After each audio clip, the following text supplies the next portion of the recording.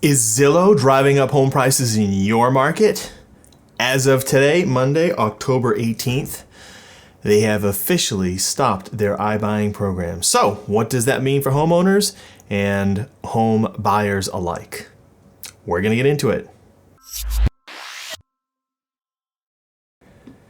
If you are new to the channel, welcome. My name is Brian. I'm with Lamacchia Realty here in the Boston market. And on this channel, we cover all things real estate. So, with that out of the way, let's get into it.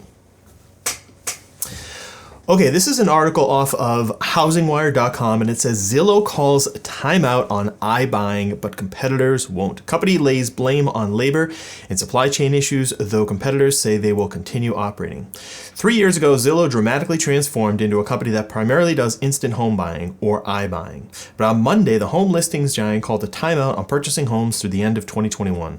Zillow will keep trying to sell existing home inventory, plus renovate and try to resell homes it has purchased under the contract, according to a company press release. However, Zillow's home purchasing is, quote, at operational capacity. Operational capacity? Please, does anybody actually believe this? Let's dive in a little bit more here. We're operating with a labor and supply constrained economy inside a competitive real estate market, especially in the construction, renovation, and closing spaces, said Jeremy Waxman, Chief Operating Officer at Zillow, in a written statement. We have not been exempted from these market and capacity issues, and we now have an operational backlog for renovations and closings. Pausing new contracts will enable us to focus on sellers already under contract with us and our current home inventory. The company did not elaborate on these labor and supply issues, and Zillow did not immediately respond to follow-up questions. So they went out, they bought a bunch of houses in a highly speculative market, and then lo and behold, what happens? They can't sell the homes for more than what they purchased them for even just 3, 4, 5 weeks prior. So am I the only one that sees right through this? I mean, this is one of those, I think this is just a thinly veiled,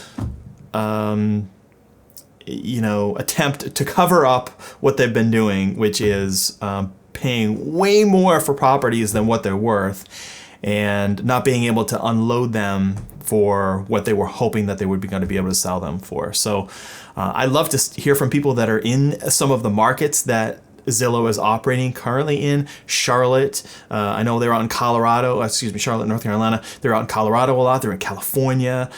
Pretty much anywhere in that Sun Belt, they are operating pretty heavily. So I'd love to hear back from people that are in those markets and seeing if they're seeing those properties stay on the market for a lot longer than they have in the past.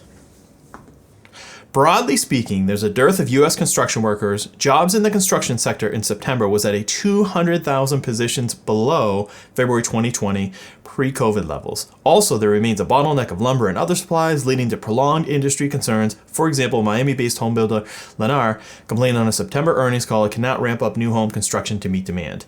Zillow, though, had not previously focused on labor and supply issues publicly. In fact, the company's second quarter earnings report released in early August indicated an acceleration of home purchases. We expect Zillow offers revenue to increase in future periods as we continue to increase our home buying and home selling activity, reads the report. So they're going to, again, press the pause button, take a time out, reassess the situation. I think the reality is if you're in a market that has these Zillow iBuyers out there purchasing these homes, I'd be really interested to know what type of work they're actually doing on these homes. Because from everything that I can gather and everything that I see when I look at some of these homes that Zillow has purchased, it doesn't look like they're doing a lot. They might be doing a little bit of light painting. They're not replacing the roof. They're not doing any type of remodeling, like they're not installing new kitchens or anything like that. I think they just way overpaid for a lot of houses, and the numbers are coming back like, hey, the market's starting to soften up a little bit, so we are not going to be able to go out and continue to purchase homes and lose money. It's just not a good business decision right now because it is highly, highly, highly speculative. So There's a little bit more in this article. It talks about some of the other iBuyer programs that are going to continue to operate, OfferPad and Opendoor, those two being the two biggest ones. And again, if Zillow is operating in certain markets, I'm sure those two companies are doing as well. But what does this mean for, let's talk about home sellers. Doesn't mean a whole lot because there's a couple of other companies that offer a similar type program. Well, they will come in and they'll purchase your home for quote unquote cash. There's all kinds of fees and other things attached to it that people don't realize when they sign on the dotted line. But be that as it may, there are other options as opposed to just Zillow. What does this mean for buyers? I think this is more important for buyers actually than it is for sellers. And what it says to me is that, again, in a lot of these markets, things are starting to soften up, even if it's just a little bit. Now, again, I'm here in the Boston market, so I don't have any type of knowledge about the other markets. I can look at the data, but it's really not the same as actually being in a market and seeing firsthand how quickly homes are selling. But I can tell you in Boston, we're still seeing bidding wars, specifically for things that are in really good shape and move-in condition. You're still seeing bidding wars. You're still seeing things going for well over asking.